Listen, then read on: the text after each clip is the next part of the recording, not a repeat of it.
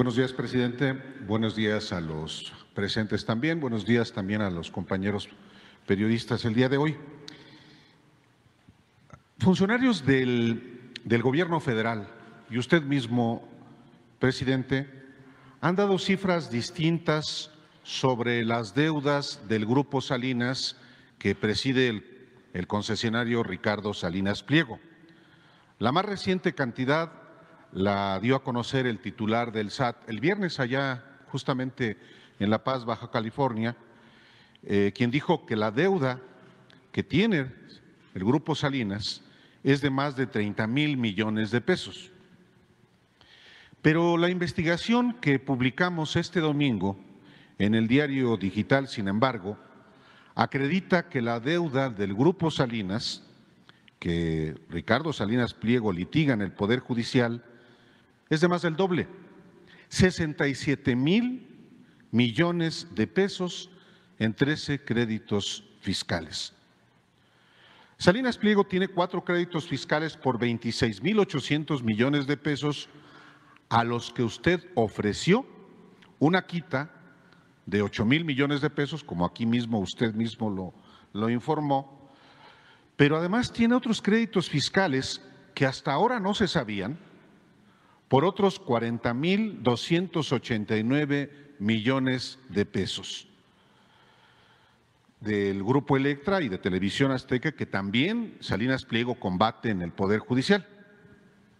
Aquí está, por cierto, el subsecretario Félix Arturo Medina, quien fue titular del SAT, y él seguramente tiene conocimiento de la actualización de estas deudas del Grupo Salinas. Le pregunto, presidente, porque considero que es un asunto de inobjetable interés público, por tratarse no solo de la falta de cumplimiento de sus obligaciones tributarias, sino porque se trata de un personaje del poder económico y del poder mediático, lo siguiente.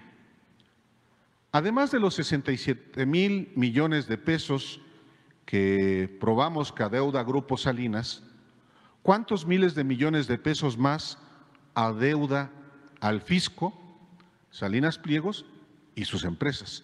Una. Y dos, y de esta cantidad, ¿cuánto está usted dispuesto a descontarle a Salinas Pliego para que ya pague lo que debe? Bueno, acerca de este tema, debe decirse que hay una política nueva. Los medios de información, incluidos los medios independientes, nunca trataron este asunto. Es un reproche fraterno, porque esto se practicaba de tiempo atrás, se condonaban los impuestos a las grandes corporaciones financieras y empresariales. No era un tema de los medios, se guardaba silencio o no se sabía. Nosotros fuimos los primeros en darlo a conocer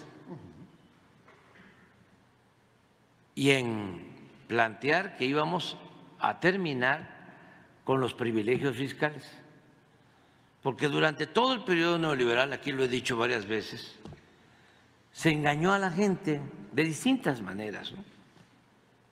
No voy a dejar de repetir el engaño de que no podían aumentar el salario porque iba a aumentar la inflación, cosa que ha quedado demostrado que no era cierto, algo que se demostró que no era cierto a partir de que se promovió el incremento de los salarios mínimos y no ha habido un desbordamiento en la inflación. Pero engañaron muchísimos años. Engañaron también con esto de lo fiscal, de que México tenía el problema de una baja recaudación porque los del sector informal de la economía no pagaban impuestos, los ambulantes, la gente que se busca la vida como puede, sobre todo en épocas de crisis. ¿Y qué será el problema? Cuando se trataba de dos cosas, o de tres, pero dos muy significativas. Primero, el que desde la época del presidente Echeverría se les otorgó a los grandes contribuyentes el beneficio de la llamada consolidación fiscal. Esto tiene que ver con una situación política. Asesinan lamentablemente a el señor Eugenio Garza Sada y Echeverría les otorga a los empresarios esta concesión, que consiste en que una empresa importante, fuerte, que tiene utilidades suficientes, puede diluir esas utilidades creando otras empresas en donde supuestamente pierde. Y entonces, al equilibrar las ganancias y las pérdidas, terminan por no tener utilidades y por lo mismo no pagan impuestos. Ese sistema se mantuvo durante muchos sexenios. Hasta 2013. Así es, exactamente, que se hizo la reforma.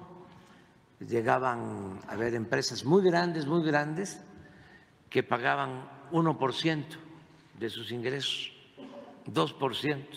Proporcionalmente, desde luego, pagaban más los trabajadores por impuestos sobre la renta. Pero lo otro que se tenía oculto y no se conocía era que existía la condonación de impuestos. El presidente tenía la facultad para condonar impuestos a través del secretario de Hacienda. Entonces había un mecanismo legal para que al final una empresa, un banco, no pagara impuestos, se les condonaran los impuestos. Ya hemos aquí presentado una lista de cuántas empresas, bancos no pagaban. Y repito, nos engañaban diciendo que el problema de la falta de recaudación tenía que ver con el hecho de que los que trabajan en la economía informal no pagaban impuestos. Nosotros reformamos la Constitución en los momentos en que todavía no tenía el bloque conservador la actitud que tiene ahora, que no aprueban nada, absolutamente. Como era una reforma constitucional, se necesitaba una mayoría calificada, se logró esa mayoría calificada, se reformó el artículo 28 de la Constitución y está prohibida la condonación de impuestos. A partir de ahí se empezó a pedir a los empresarios, a los banqueros, que nos ayudaran poniéndose al corriente y empezaron a pagar impuestos. Había otro mecanismo también para evadir los impuestos, otro mecanismo de evasión fiscal, que era hacer operaciones en la bolsa para no pagar impuestos. Así vendieron Banamex a Citigroup en 12,000 millones de dólares y no pagaron un centavo de impuestos, cuando tenían que haber pagado 3,000 millones de dólares de impuestos. Y hablaba yo de otras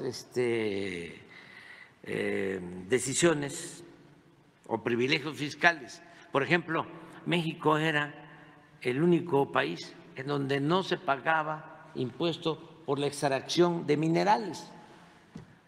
Salinas les concedió a las grandes empresas mineras este privilegio. No se pagaba impuesto por la extracción del oro, de la plata y de otros minerales. Entonces, nosotros hemos venido denunciando esto y en este caso de la condonación de impuestos, tengo que decir, lo he expresado, que muchas empresas, la mayoría de las empresas, bancos, se han puesto al corriente. Para ponerle nombre y apellido, Esselin está al corriente. El señor Fernández del Oxxo, Antonio, creo que se llama, Fernández, de los Oxxos, debían como 12,000 millones. Estuvieron en el SAT, todavía estaba Raquel Buenrostro, y se llegó a un acuerdo. Los de Walmart, incluso por instrucciones del gerente de Walmart a nivel mundial, llegaron al SAT y se pusieron de acuerdo y pagaron 14,000 millones. Los directivos de Televisa, que vendieron una parte de Televisa a Univisión, también pagaron, creo que 5 o 6,000 millones de pesos. Bimbo pagó impuestos y así muchos están pagando impuestos. Esto nos ha ayudado bastante porque se ha incrementado la recaudación sin aumentar impuestos y sin endeudar al país y sin gasolinazos y sin que aumente el precio de la luz. Entonces, nos ha ayudado mucho esta política, desde luego. Lo fundamental ha sido no permitir la corrupción. Eso es lo que más ha ayudado. Por eso hemos avanzado. Por eso hemos disminuido la pobreza y la desigualdad. Y por eso tenemos crecimiento económico y por eso hay empleos. Y por eso tenemos una moneda, un peso fuerte, como no había sucedido en muchos años. Y por eso México tiene pues muy buena fama en el extranjero, en todo sentido, y en especial es uno de los países más atractivos para invertir. Hay orden, tenemos finanzas públicas sanas. Este asunto, explico todo esto para contextualizar. Entonces, en el caso de Salinas de Pliego, Ricardo Salinas Pliego, él viene con juicios en contra del SAT desde los tiempos de Fox, una cantidad de recursos. Y tiene equipos de abogados, despachos de abogados, me imagino que fiscalistas. Hay, no es exculpar a nadie, pero hay veces que son muy inexpertos los abogados y los fiscalistas y engañan a sus clientes. En el caso de Walmart, por ejemplo, cuando hablo por teléfono con él, me dice, es que nuestros abogados, nuestros fiscalistas nos están diciendo otra cosa. Le digo, pues revise su asunto porque le están engañando. Y así fue, no le estaban diciendo la verdad. Entonces, el consejo a veces es: espérate, le podemos hacer de esta manera, ¿sí? No tenemos por qué pagar nada, vamos a acudir al Poder Judicial, a todas las instancias, aplican tácticas dilatorias, tienen buenas relaciones con jueces, con magistrados, con ministros, ganan tiempo. Pues pienso que esto fue lo que sucedió en este caso. Y Ricardo sostiene que es injusto, que él no debe nada al SAT, a la Hacienda Pública. Entonces, cuando hemos hablado, en el afán de llegar a un acuerdo, porque nosotros antes de ir a una querella, a un pleito judicial, buscamos siempre un acuerdo. Hemos logrado acuerdos con los contratos de gasoducto, con los contratos de hospitales, con los contratos de reclusorios, con contratos de mantenimiento de caminos, muchos contratos leoninos. Pero en vez de irnos a los pleitos, decimos, a ver, vamos a ponernos de acuerdo, y se han logrado beneficios para la hacienda pública, han devuelto recursos o hemos ahorrado. Usted contó que él no quiso, a pesar de que lo buscó a usted, Sí. para un arreglo. Entonces, yo lo que le planteé fue, a ver, vamos a revisar. Estamos hablando del adeudo anterior, pasado, el que viene desde… Viene desde 2008, son 4 créditos fiscales Sí. desde 2008. Sí. Entonces, le dije, yo le tengo mucha confianza al director del SAT. Es además un buen profesional, contador público. Le dije a Ricardo, tú también eres contador, revisen todo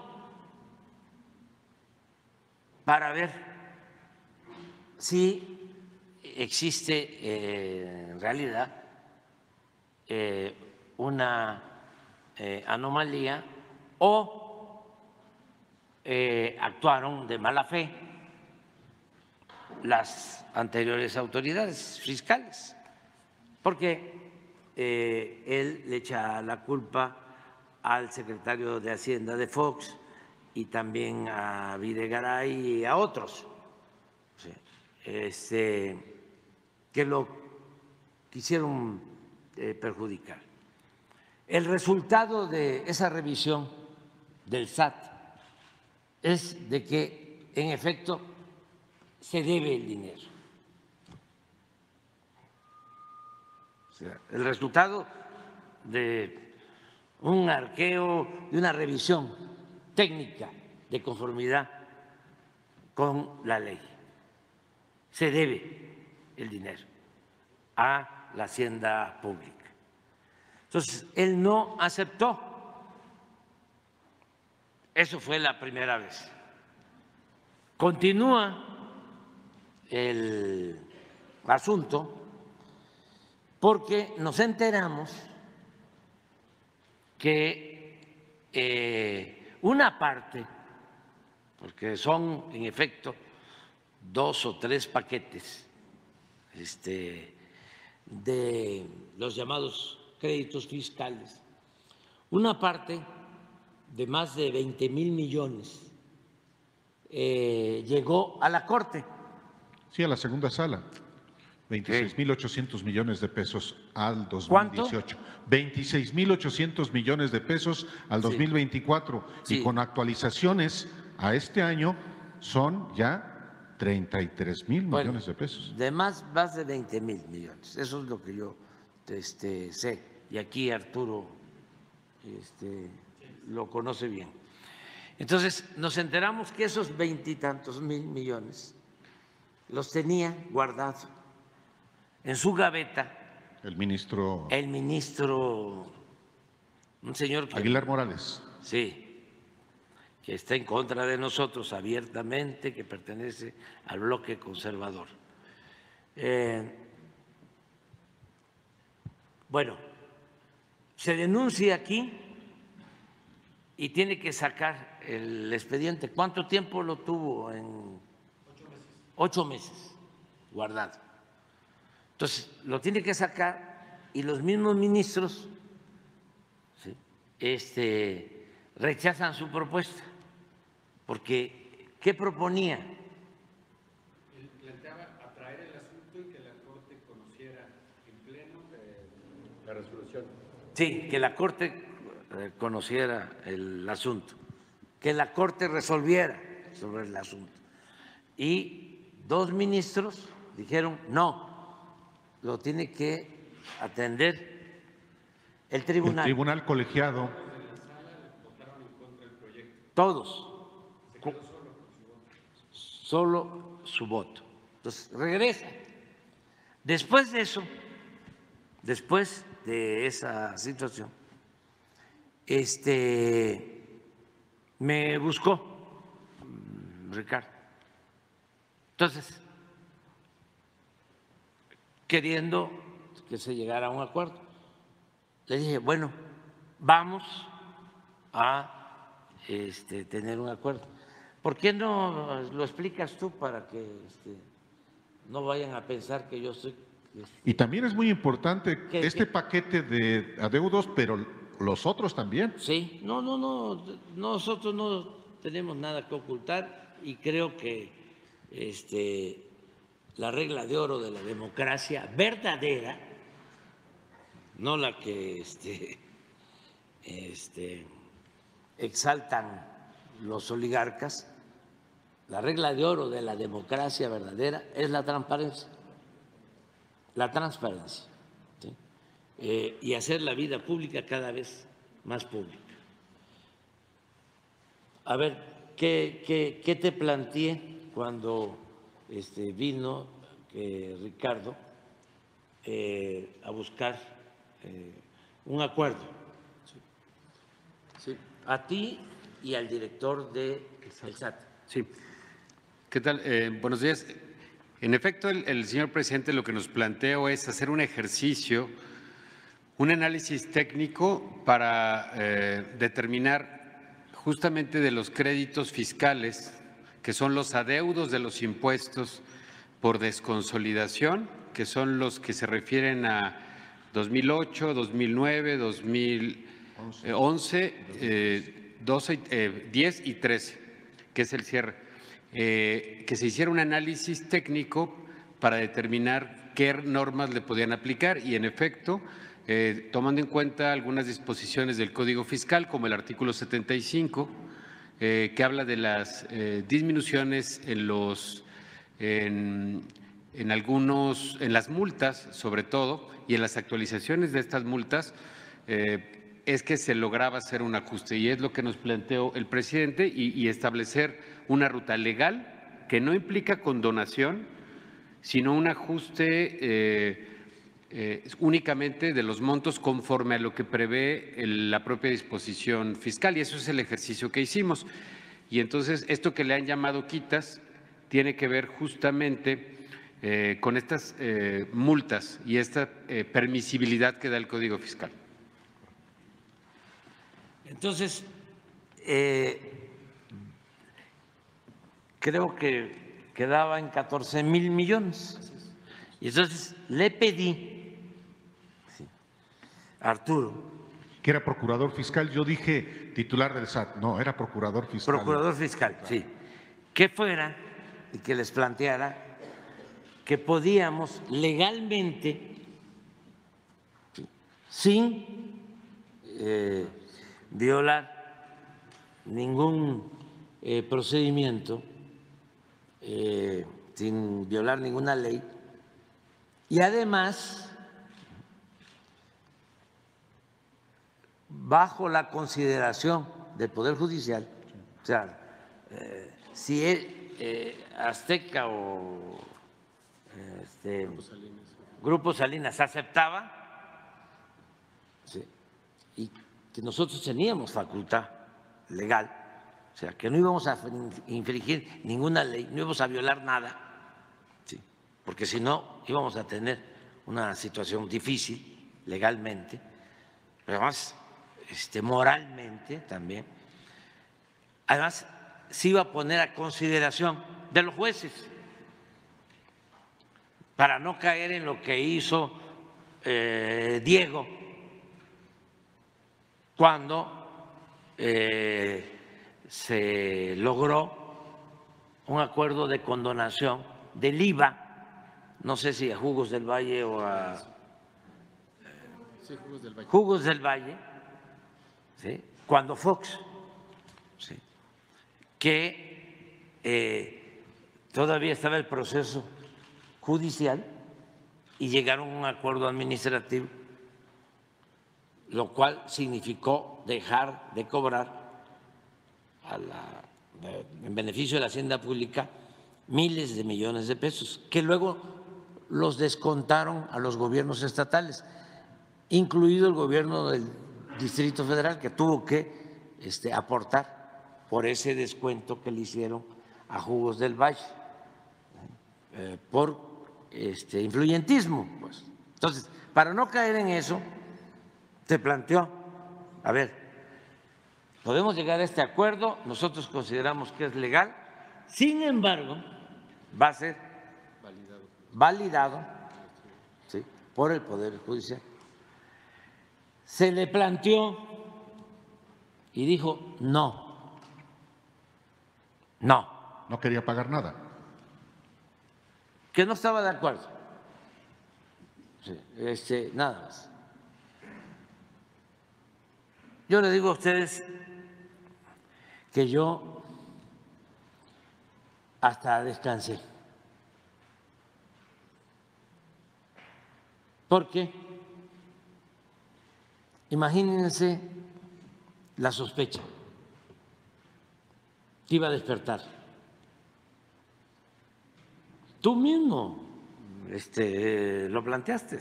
Yo lo escribí. Sí, tú mismo lo planteaste. O sea, a ver, ¿cómo es que debe más de 20,000 millones y se reduce a 14? ¿Qué fue lo que pasó? ¿Por qué este trato preferencial, privilegiado? ¿A su amigo? ¿A su amigo? Salinas Pliego. Salinas Pliego. Imagínense. Sí. Por buscar una salida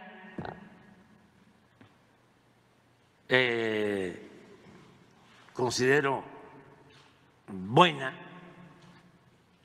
buena, ¿sí?, yo iba a quedar, ¿sí?, bajo sospecha, porque lo dije aquí, sus mismos amigos de clase, pero no de escuela, sino de clase social, y otros, ¿no?,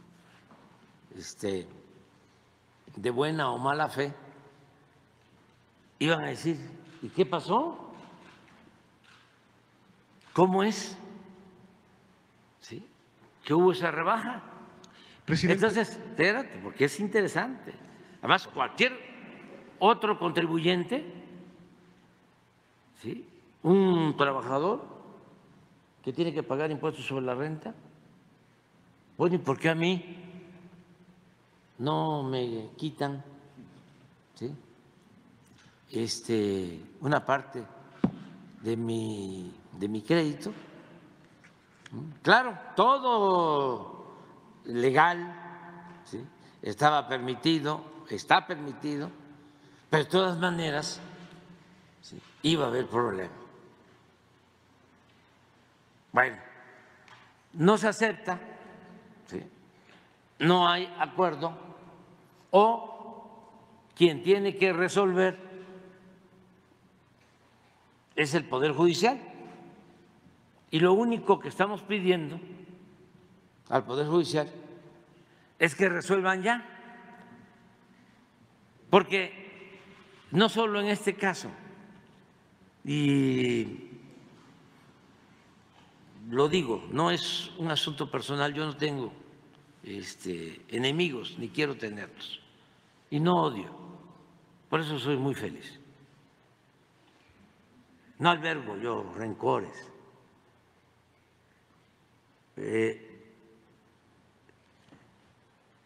Ricardo ha dicho, pero así como él, otros. Ya nada más les quedan 7 meses. La verdad que no son 7 meses, son 6 y unos días más. Sí, pero pues ni modo que se vaya a vaciar el país cuando se dé el cambio. ¿Nos vamos a quedar a vivir aquí? Todos. Yo me voy a quedar aquí. Nada más me voy a ir a Palenque, Chiapas.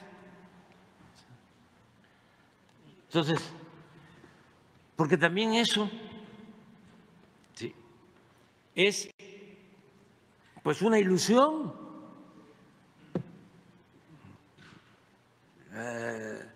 Es una falacia. Van a entrar, vamos a, como dicen los abogados, a aceptar sin conceder de que no resuelvan en los 6 meses los jueces, que sería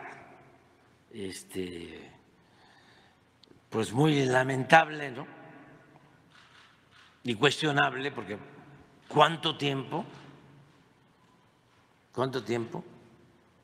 Con las tácticas dilatorias de estar ganando tiempo,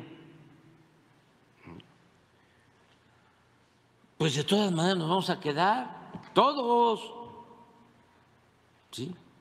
Y ni modo que los que lleguen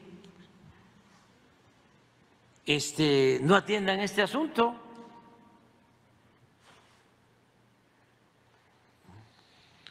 Eso que quede claro. Bueno, la otra parte, lo que tú dices, hay otros créditos. Yo no quiero ahora especular. Me gustaría, mejor, que técnicamente lo explicara el director del SAT. Porque ustedes hicieron su investigación, ¿por qué no le pedimos al SAT que informe? Está correcto. Y no entramos en lo especulativo, ¿sí?, o en conjeturas. Y además, esto no le quita el derecho a Ricardo Salinas Pliego de su defensa y de sostener sus argumentos y hacerlos valer, porque somos libres. ¿Sí? Y para eso hay un marco legal, vivimos en un auténtico Estado de Derecho, ya no es como antes un Estado de chueco. Entonces, hacer la vida pública cada vez más pública y tratar este asunto. ¿Te parece? Me parece bien. Y que venga el director del SAT y que lo explique, y que venga también Arturo Correcto. Y la procuradora fiscal, ¿sí? Muchas gracias, presidente.